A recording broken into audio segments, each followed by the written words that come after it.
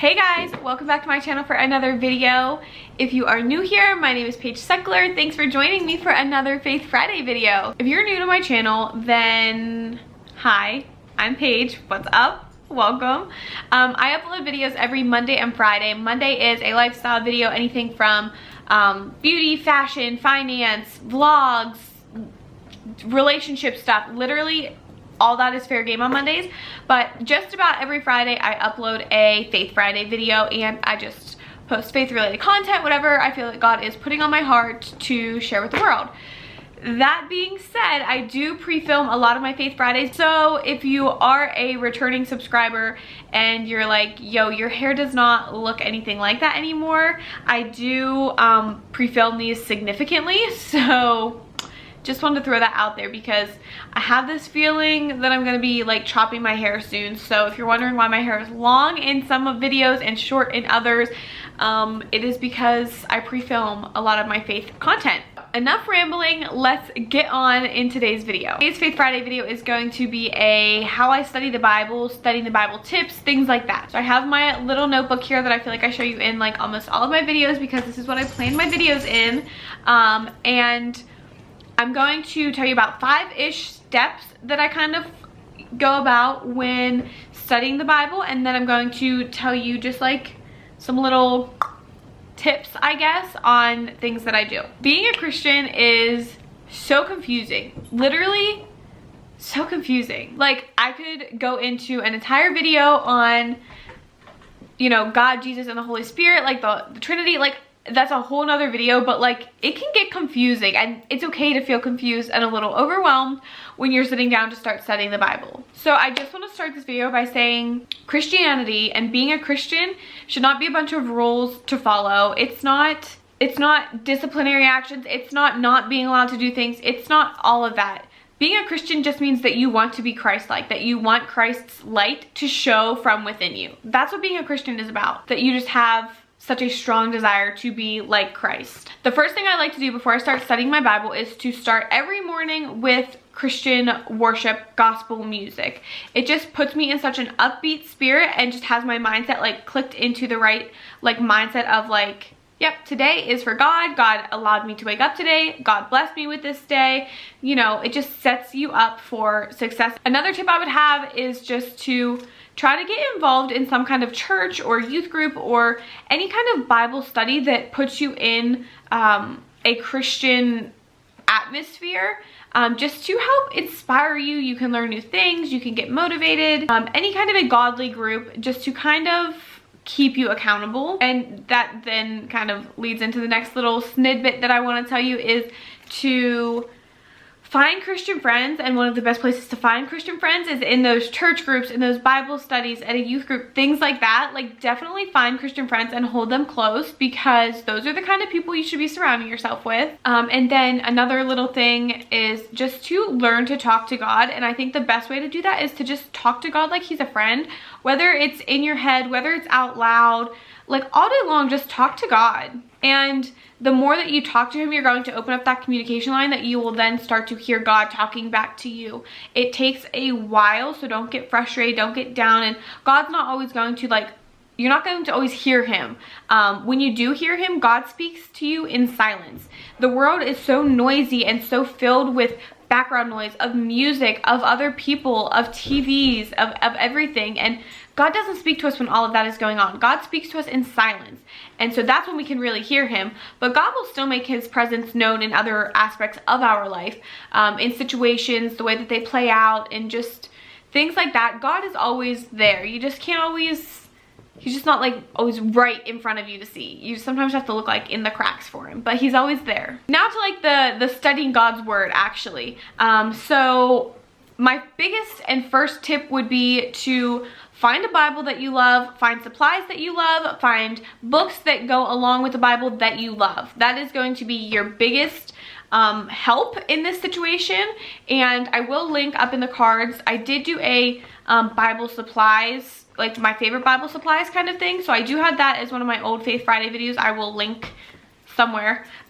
So I will do that, but I am just going to mention the ones I'm currently using just because it has changed a little bit. That's been, I don't even know, almost a year since I filmed that probably, but I am still using the original same Bible I talked about in that video, and that is my She Reads Truth Bible. Sorry, you're gonna focus, camera. You can see that she's well loved. She's been traveled with. She's been through it.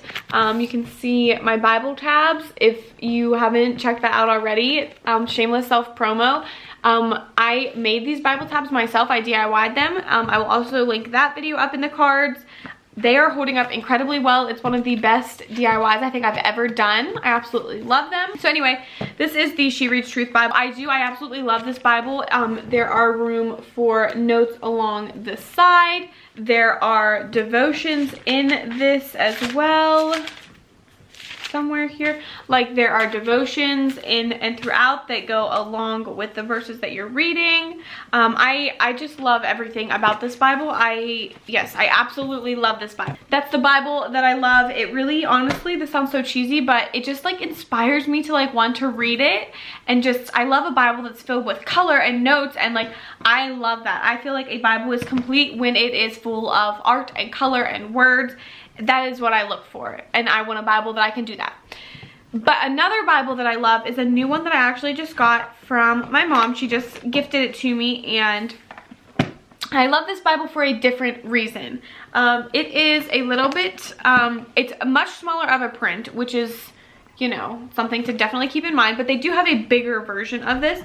But this is the Life Applications, I don't know if I said, this is the She Reads Truth Bible. I don't know if I said that, but this is the Life Application Study Bible, and this is the personal size. They do have a big size, so keep that in mind. This Bible like breaks it down verse by verse.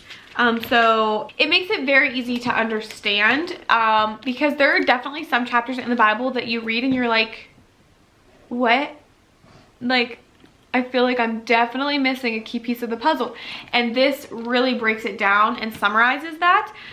What I was doing before I got this Bible is I was using my She Reads Truth, and then I was also using what is it called, the Message Bible, and it was basically like a modern day interpretation of the actual Bible. So I was like using both of those in hand, where this kind of like puts both of them in one book. So that is really, really nice and really convenient. I haven't had much time to like delve down into this one, but literally the bottom of all of the pages are like, this is the Bible and this is it like broken down. So super, super convenient there if you have a hard time understanding the word, which one of the biggest parts about studying the Bible is understanding what you're studying. So those are the two Bibles I would definitely recommend to you guys. I would definitely recommend getting a good study book, and it just really helps, like any study book would, whether you're in college or, you know, whatever, anything that you're studying, a study book is to help you study and to help you understand and retain what you're studying more. And so this is the one that I'm currently studying. It is from the Daily Grace Company, and I absolutely love everything that these ladies have put out. Their whole company is basically empowering women to be Christ-like in a world where Christ is not accepted. And that is everything that I stand for, and the fact that a company can do that as well is incredible, and I support them 110%. So I actually just started this one about a week ago. I just, today was my first day of week 2 on this, but it's breaking down the Sermon on the Mount, and it starts with you reading the entire, you know, Sermon on the Mount, so Matthew 5 through 7, and then each day after that breaks it down, literally verse by verse, like Matthew chapter 5 verse 3, and then the next day is Matthew chapter 5 verse 4, and it breaks every single verse down, and it's like, it can be like 5 words that they can break down into 2 pages of something to study, and I'm just like, no, I would have looked right over that had I not followed this. So this is just something to really help grow deeper in your faith and really understand more of what we're reading and help you retain and apply more. So I definitely recommend finding a good study. I'm not saying you have to use this. I'm not saying you have to use the Daily Grace Company studies, but just a Bible study that you feel that speaks to your spiritual journey is what you should grab. It doesn't only help you understand, but also helps keep you on track. So in turn with finding a study would be to choose a book to study or choose a lesson to study. Like mine isn't necessarily a whole book, mine is in Matthew, but I'm studying a portion of the book, and that is the Sermon on the Mount. So pick a chapter, a heading, a sermon, choose something to study and stick to it until you feel like you've thoroughly done that study justice. Like, don't rush through your study just to read the whole Bible in a year. That's not what studying the Bible is about. Studying the Bible is understanding what God had intended for us to be little disciples. And that is the biggest thing that I feel like as like a modern Christian, it's just like, oh, I read the Bible, but like, did you understand the Bible? Do you remember what you read? Did you apply what you read? And that's why you're studying the Bible. If you don't get a study book, or if you're in a financial situation where maybe you can't afford a book right now, one, I would say definitely download the YouVersion app. There are so many incredible studies on there, and it's all free. It is awesome. It literally, I could not suggest that app more. But if you just have a Bible and are so ready to start, and you just want to start, two Bible chapters that I 110% recommend. The one I always suggest to new Christians or somebody that asks me what Bible, like I want to study the Bible, where should I start? I always tell them to start in James. I actually did an entire Bible study on James on my channel, so I will link that up in the cards as well. There is so much to take out of James, and it just tells you how to live your life as a Christian and what God expects of us. And it's one of the best places to start if you've never read the Bible before. So definitely that. And then another one would be John. I really enjoyed reading John. I took a lot out of John. It was a very good chapter to read as well. So when it comes to actually studying the Bible, like when I take my notes, let me just show you, because I do take notes when I study. Like, this is what my notes typically look like. And my notes I break down as like chapter 1 and the heading. So it was like chapter 1, our declaration and following God. And then underneath I do its heading. So confessions bring us freedom. And then I take notes on what I read in that. And then I do, you know, our Lord does not leave us in sin. That was another heading. And then I take the notes under that. That's kind of how I set my notes up. I do like to have very organized notes, because that's just, to me, like, I like my notes to flow. I like my notes to look nice. That's how I retain information the best. Everybody's notes will be different, and that's okay. Don't look at my notes and be like, mine need to look just like hers, because no, like, my notes don't always look like that. Sometimes they're chicken scratch on a page. Sometimes they're super neat. I mean, it literally depends on what I'm reading, how God is making me feel about what I'm reading. It's okay for your notes to vary in appearance. I think it's important, though, to hold yourself accountable for what you're saying you're going to read, or what you're telling yourself and telling God that you're going to read. So just kind of keep that in mind. Only keep yourself accountable for reading your Bible, because being educated on God's word scripture is the best way to fight off Satan. And that is something that I feel like is so sounds like corny, but is so true. Like, knowledge on God's word is the best way to fight off sin and temptation and everything like that. So be educated and definitely read your Bible. That being said, your relationship with God shouldn't end when you close your Bible. You should pray all day long. You should talk to God all day long. You should still be able to be a Christian even if your face isn't buried in your Bible. This video is all over the place. I am so sorry, but I also think it's important to have a set quiet time between just you and God. I think it's important to bring Christ into your relationship, to study the Bible with your husband or your spouse, and to pray with your spouse, but you need time with just you and God. You need to nurture that relationship, and it needs to be, you know, a set time. And I will talk about this more when I have a video coming about creating a morning routine, and that is in that, and we talk about that a little bit more. But another little tip would be to maybe don't look at your phone until you have that quiet time with God, because again, God doesn't speak to us when there's distractions and there's other noise, and noise doesn't have to be physically happening. We can have noise in our mind, just mindlessly scrolling. God's not going to talk to us if we're staring at our phone screen. So maybe don't get on your phone until you have your time with God in the morning, and let him, you guys talk it out first. My last thing would be to have a designated space where you will spend time with God. Mine is in my office at my desk.